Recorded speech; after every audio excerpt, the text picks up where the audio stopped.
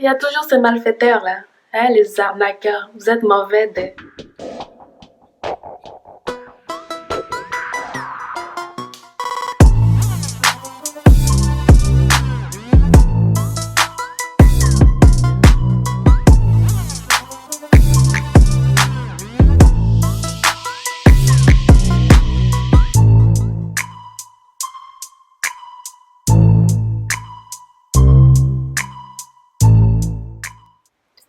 Salut tout le monde, bienvenue sur ma chaîne, moi c'est Kanyaki. Pour cette première vidéo, je vais vous parler du déménagement, surtout du premier appartement. Je vais vous parler de mon expérience, comment moi je l'ai vécu et j'espère vous aider par rapport à ça. Donc moi j'ai déménagé, j'avais un petit budget, c'était pendant la pandémie, pendant le Black Lives Matter et tout ça, et c'était vraiment difficile, le stress par-dessus stress. Et en plus, je déménageais dans une autre ville. Donc, ouais, galère totale. Là. Moi, dans la vie, là, j'aime pas le stress. J'ai pas demandé de stress dans ma vie. J'ai pas signé de contrat avec lui. Le stress n'a qu'à prendre ses clés, que ses claques et partir. Du coup, oui, je vais vous donner des astuces pour le déménagement, pour votre premier appartement.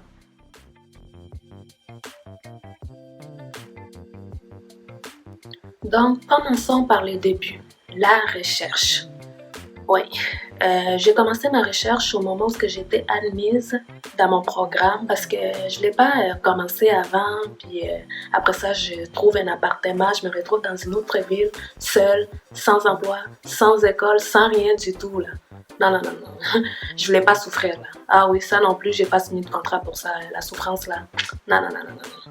Donc, au mois de mars, début mars, que j'ai commencé ma recherche intensive.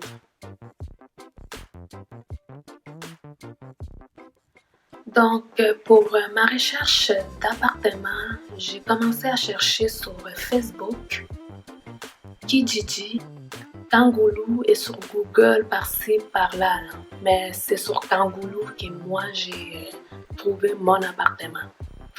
Du coup, quand que je voyais un beau appartement, j'écrivais au propriétaire, bien évidemment. Il y a toujours ces malfaiteurs là, hein, les arnaqueurs, vous êtes mauvais. Donc oui, les arnaqueurs sont toujours à l'affût. J'ai été victime de ça. Quand j'ai contacté certains propriétaires, il y en a un qui me disait « Oh, il faut que vous fassiez un dépôt de 600 $ avant de faire la visite de l'appartement.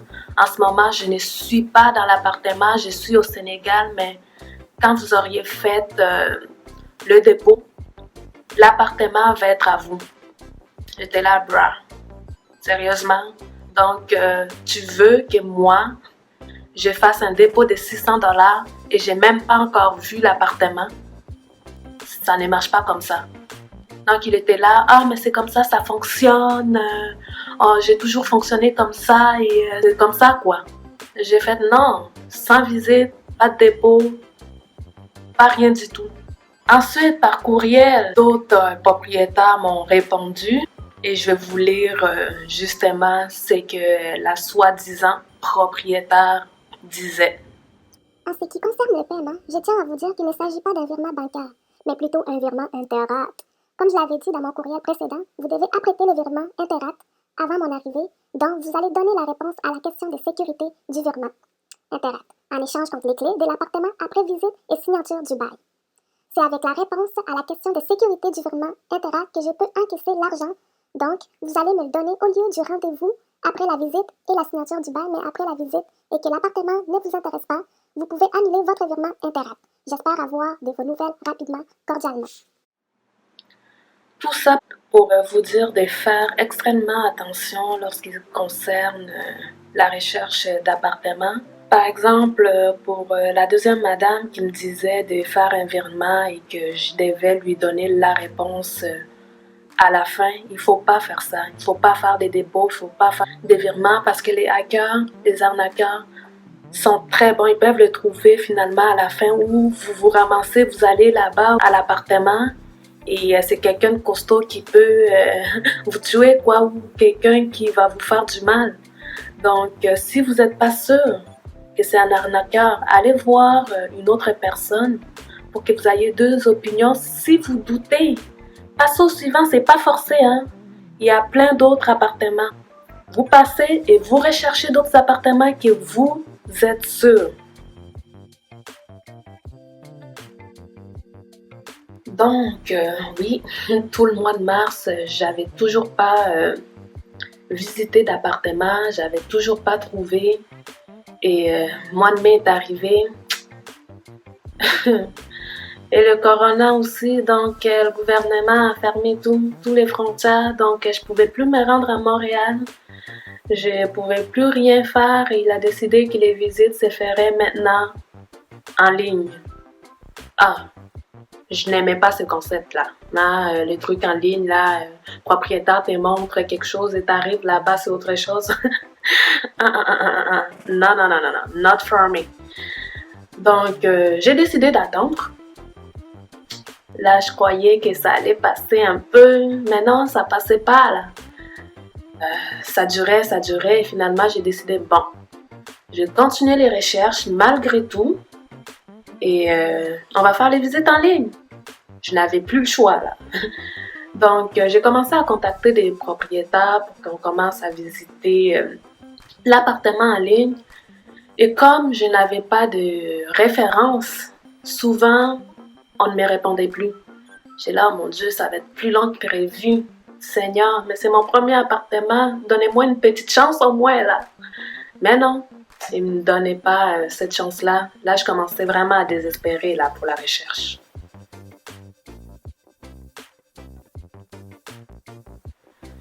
Donc là, je me disais, oh, je devrais peut-être commencer à mentir, hein, dire que j'ai des références. J'ai juste à nommer un ou une amie, là. Hein, comme ça va faire l'affaire. Je suis quelqu'un de très honnête. Je me serais sentie très, très mal.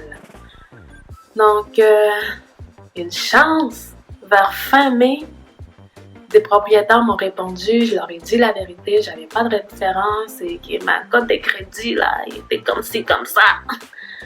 Donc, ils ont compris, j'ai commencé à faire des visites en ligne. Il y a un des appartements qui m'a beaucoup intéressée. Donc, c'est celui que je suis en ce moment ici.